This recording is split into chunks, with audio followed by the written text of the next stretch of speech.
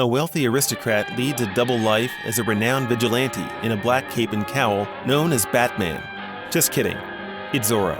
We're watching the 1940 film The Mask of Zorro, starring Tyrone Power, this week on Movie Bones.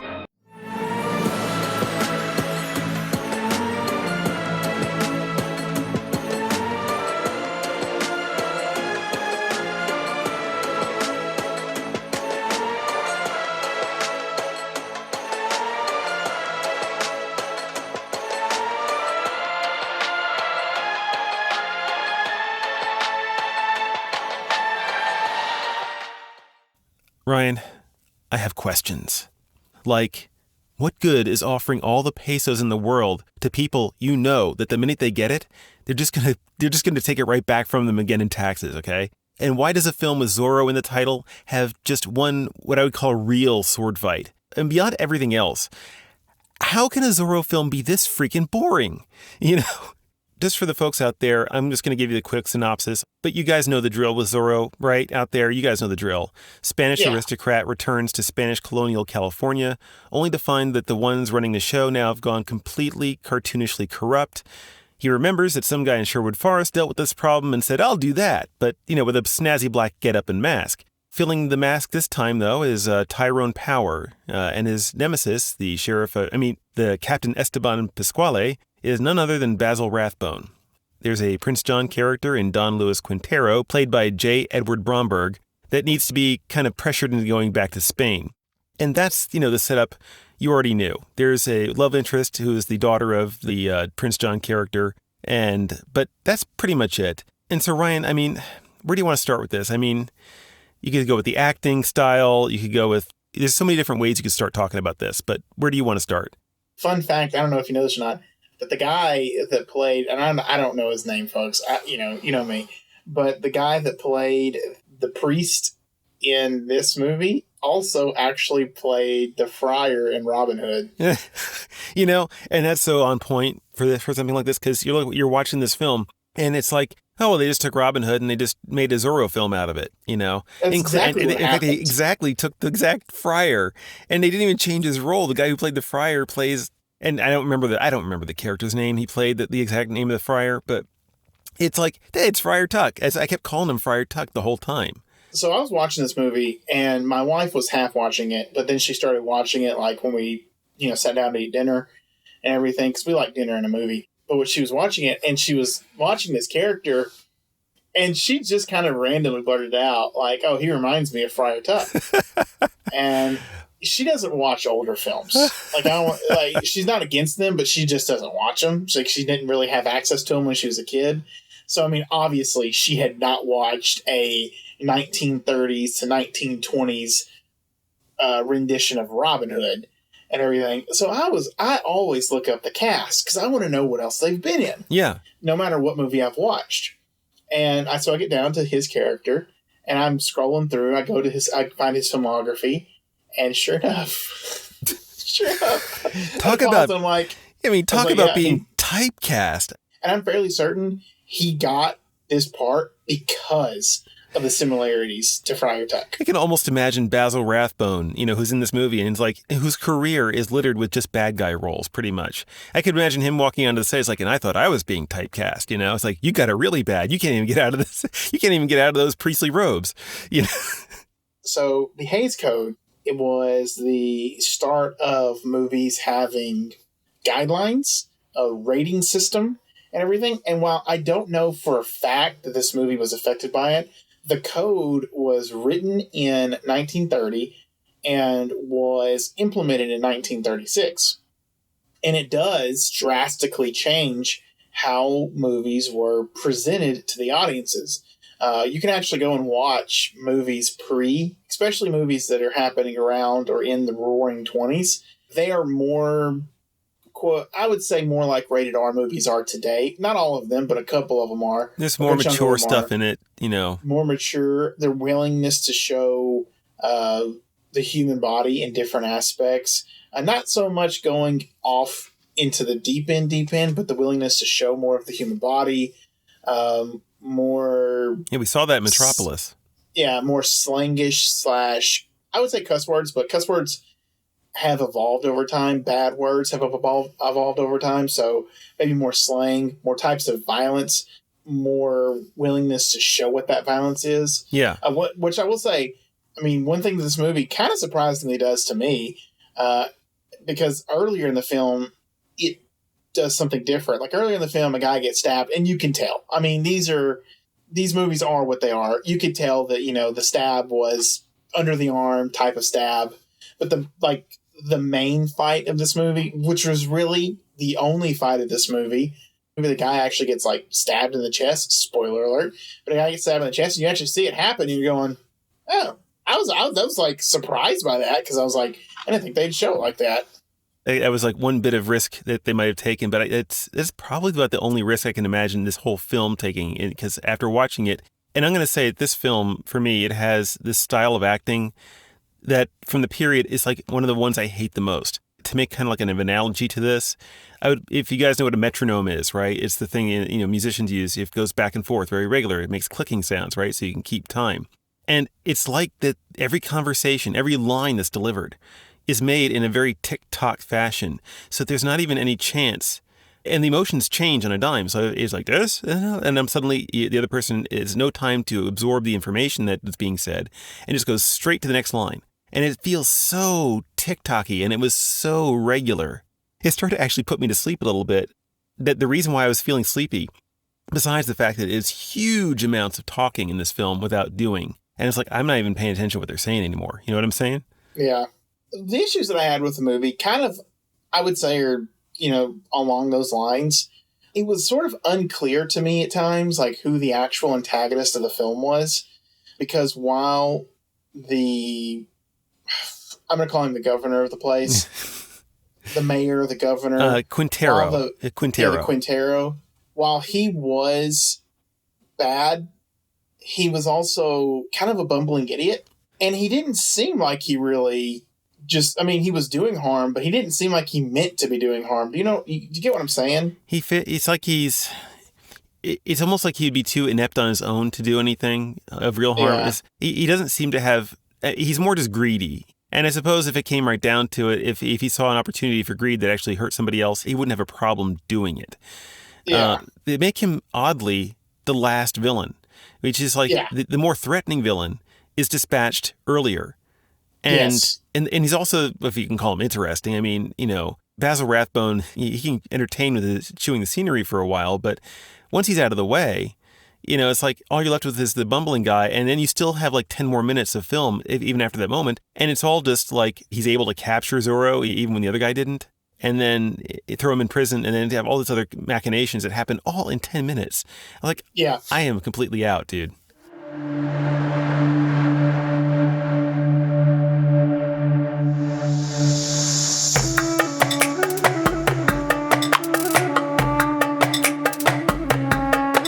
It would have been so much better and I think what they were trying to do is make Quintero look like a bumbling idiot, and then, he's really the one that's controlling this. I think it would have been better if they maybe had, flipped it on its head and made him the actual bumbling idiot, and then made Basil Rathbone's character, Captain Esteban Pascal, I think that's said his name correctly. If they had made him like, he's the one that's actually pulling the strings, and he's the big bad. Or because can you imagine? I don't think there was any need. Like even at the end, I didn't think there was any need to dispatch Quintero like Zorro did, or like Zorro could have. Like I like how they ended his thing where he just kind of gave up and then was willing to leave. Like something like that. I don't think there was any need to kill his character, because again, his character, you can almost at times during the film go, he's not really that bad of a guy. And I wouldn't say you would like the character, but you're just going, you're not that bad of a guy. Like, I can live with you if you just kind of give up your evil ways. Like, dispatching him, having him think like, hey, we did it, having everyone think they did it, and then all of a sudden, this guy comes out. Just the full force of that military just kind of takes over the town. And then all of a sudden you're going, oh, how's Zorro gonna fix if he was just in the shadows, if Zorro wasn't maybe Zorro actually wasn't Mr. Perfect Pants, because Yeah. he is a Gary Stu in this film. He's a very much Gary Stu version of Zorro. Maybe there's actually some information he doesn't know about, this guy lurking in the shadows, so that when he actually successfully pressures the idiot out, which is what he's doing kind of with all the talk, is he's planting seeds of trying to get him to, pressure, both physical and, emotional pressure, to get him to leave, go back to Spain. But then all of a sudden hey, success, like you said, and then this guy comes out and then he has to really deal with it. That would have been interesting. You could have taken it in a number of different ways. It would have been more interesting. Right at the end with the governor character, the priest, the monk dude, he has a little aside with Quintero, the governor. He's like, I'm going to put you in the boat myself. And he kind of implies he's going to kill him, too. I hate it when, and maybe it's because I'm Catholic, but I hate it when they make priests, say, God, forgive me, right before they do the thing that they need to be forgiven of. It's like, I don't believe you. And this is a terrible, terrible thing to put forward anyway. It's like, that's not how it works. It rubs me in all the wrong ways. And then they have him end on that note where you actually suspect he might kill this governor dude before he actually gets in the boat back to Spain. And it's just kind of like, that they wouldn't be that way or something along those lines. I just can't imagine why would you even go into the priesthood if you still carry that kind of an attitude around with you? I understand the pursuit of justice. He's actually chiding, Diego, Zorro, before he knows he's Zorro, because he's being the foppish, wimpy guy. And he's like, I thought he's chiding him to be more violent. And that's just like one of the stereotypes one of the stereotypes in this film I had big issues with. Some of the other ones have to do with the sexism, which they really hit the sexism hard in this one. Yeah, again, that's the time period. It's unfortunate, because I will say, some of these women characters or female characters that we are introduced to oftentimes in these movies, you do kind of sit there and go, they could have so much more to do, but you just kind of make them either vapid or just damsel in distress, and both are just kind of well. Yeah. Or have you heard of the sexy lamp test? Inform us. Okay, for those of you who don't know, the sexy lamp test, it's a thought experiment. This is from Google, by the way. It's a thought experiment that's designed to gauge how relevant a female character is to the plot of a work. If you could just replace them with a sexy lamp, would they have the same amount of impact to the story? And I'm afraid in this one, the test came back positive. This is a sexy lamp test movie.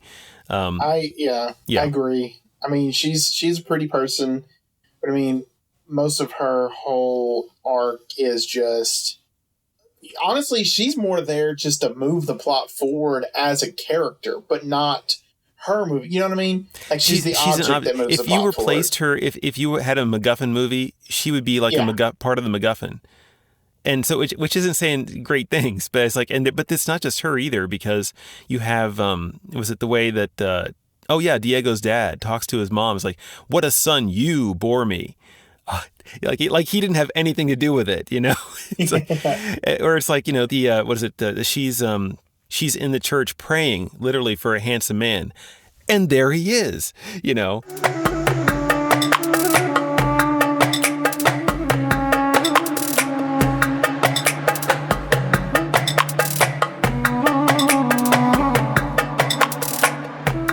When he first gets back to California, he's noticing things like the people are responding to him negatively because he keeps going around announcing himself as the son of the governor dude. And even though he doesn't realize that the governorship has changed, it's not his dad anymore, that's the governor. But because he keeps introducing himself that way, which is, by the way, a completely, totally normal way to introduce yourself, the way he always responds to people getting upset with him is to get mad at them. It's like, are you the good guy? Because it's like, you realize people are scared. He's like, why are you scared of me? No, we can't do that. I'm just getting frustrated. I'm going to get angry at you for being scared of me. This doesn't seem like a natural good guy reaction to me. But that was a more smaller thing. It passed in under the weight of larger issues, but I did notice that as well. It is that aloofness that he brings to this part of the role that is just kind of eye rolling, because it's like everyone is saying, your dad, it's not good for us. I mean, and then you learn that it's not his dad. And you're kind of surprised, how did news not travel fast? The movie itself is set in a time period where maybe news wouldn't travel so fast, but you'd almost think that Usually when people are in power, what they want to do is they want to flaunt their power over everyone. So for them to kind of assume, or not a kind of, but for them to assume that it's his dad's deal when it's someone else entirely, it just, I think they explained that. I'm not sure if they did or not. Kind of explain it, sort of. It kind of is like, well, I guess that Diego, when he was in Spain still, word hadn't gotten back to him about the developments that had happened. So he's proceeding on that knowledge, and the people that are living there in California are proceeding on the knowledge that the governor Stinkpants, basically, and I guess that's where they say, well, it's a miscommunication, and they kind of leave it at that. I think it's. I don't know. It's not. I wouldn't call it a plot hole. It's more of a character hole. It's like if you want to take the guy as kind of a just standoffish, jerkish kind of beginning, like you said, he's aloof. He's not really in touch with things, but he grows into the role of Zorro and he starts to care more. You could do that. The biggest problems with this movie is, it's an action movie. Zorro's an action character, so you do want to see more action, and the action is few and far between, and you have more conversations. So it's just kind of like. It hurts it a lot. And I'm not saying like every other scene needs to be a sword fight, but kind of an issue with modern day, superhero movies is when the superhero is very few and far between in their own movie. And this is a Zorro movie. This is not a movie called Diego. It's a movie called Zorro. And he does have to deal with a dual identity, but it doesn't really deal with the dual identity. In fact, this may be a pet peeve of mine because I'm a big superhero fan, but he's really quick to tell people like, it's me, I'm Zorro. Oh, yeah. I mean, Peter Parker from the Tobey Maguire, Peter Parker was always criticized because he's showing everybody his face, Yeah. And people really hated that. And it's like, this Zorro at least was all about that, It's just boring. And that's really the most unforgivable sin of any action movie but especially like a Zorro film. You're expecting having these climactic sword fights. I could go on and on. But yeah, the final verdict here is like Zorro can and should be a fun character to watch. But you make him interesting by giving him some sense of vulnerability and kind of that humanity and humility underneath the bravado and the foppish behavior, because he's got to act two different roles, right? He's playing two different roles besides himself. He's playing the bravado of Zorro, which is closer to himself. But he's also got this kind of foppish, the heat, I can't believe it. And that's here, both of those are here, but there's got to be the humanity underneath it, or what's it for? There's none of that here. This movie's not even bad in a way that kind of makes it unintentionally funny. This is a don't look at it for me, full stop. I'm never going to watch this again. All that's left for me is the pain and boredom of watching it. And folks, if you watched it with us, you may very well feel like I do, but I'm not going to apologize for it because we didn't suffer alone. And you didn't suffer alone, and I didn't suffer alone. We suffered together. And that makes us closer to being brothers and sisters. That's the way I see it. Yeah. So the most endearing aspect of this movie for me is I'm a big Batman fan. Like I really, really love Batman. And there has always been a sort of connection to the Batman franchise in some way. Like, you can't not see the inspiration Zorro had on the creation of Batman. Because I'm fairly certain, Zorro's older. Because you have wealthy guy who takes who dons a mask and fights in secrecy to take on the corrupt powers that hurt the common folk of the world. That's what Batman does. Yeah. And everything. Yeah. Now, this particular movie, in some of the Batman lore, is the movie that Bruce Wayne sees and when his parents get shot. What would you do with that information? If it was this specific film, that he might just say, I have to do something else, man. This looks really, this is no life. I'm going to go help the Salvation Army. That's what I'm going to do. I half expected that you might respond to that with, no wonder his parents died. Oh, I mean, what's your official rating then? How does that rate? Yeah, don't look at it. Yeah, don't look at it, folks. This is don't look at it. Yeah, it's don't look at it. Unless you're a Zorro fan, like just you're a Zorro fan like through and through. If you're a Zorro completist, if you absolutely cannot live without Zorro, I guess kudos to you, man. If you're that person out there, kudos to you.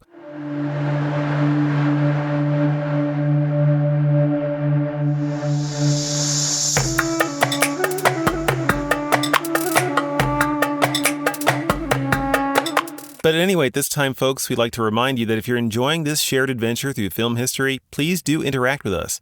Like, share, follow, and comment with your own suggestions. What films should we consider doing next? And on that note, Ryan, what do we have coming up next week? We have a sequel. Good people. A sequel. Have we done a sequel before? I don't think so, but I am looking forward to this one. Yeah. It is a sequel to Yojimbo. Yep. And this one is titled Sanjuro, which follows our same plucky. I love this guy. I love this guy so much. Is he a Ronin? I would consider him a Ronin, yeah. Yeah. Considering the time period he's in, when there's a lot of that thing going around, it's the time period, yeah. Ronin, roaming samurai. Yes. So that's the samurai with no name. Actually, no, I think his name is Sanjuro. Sanjuro is actually, I think though, Sanjuro means 30-year wheat field or 30-year mulberry field, so which is not a name. It just means something else. It's not a name, but he calls himself that. So it is like the man with no name. What would have Clint Eastwood have done if he had actually just looked out a window and he says, I am a 30-year-old cactus. It's like the mind boggles a little bit, doesn't it? And it's like, what would he have done? Anyway, that's just a fun little thought. We'll be watching Sanjuro, so come and join us for that ride. Yes. Who knows? Maybe if you're a person that has been skipping through, if you haven't watched Yojimbo yet, go watch Yojimbo, watch our podcast on it, or listen to it, and then watch Sanjuro, and then listen to this one. It'd be perfect. Yeah, come in for feel free to join us anywhere in the flow.